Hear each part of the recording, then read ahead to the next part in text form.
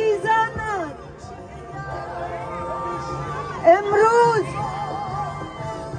امروز در همه جای دنیا که هستیم بیشتر از هر زمان دیگری نیاز به کمک و همدلی و اتحاد برای ایران و عزیزمان در مقابل رژیم خونخوار اسلامی داریم.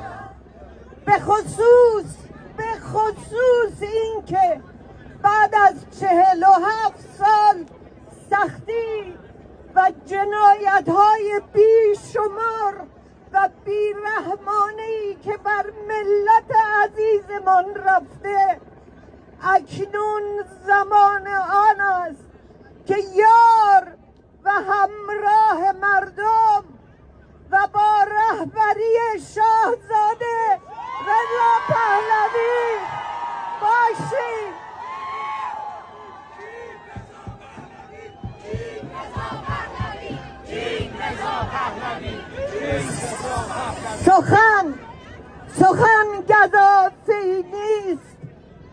سخن گزافه‌ای نیست به جز درخواست کمک از پرزیدنت ترامپ برای کمک به نابود کردن نابودگران ملت عزیز ایران. زنده باد ایران!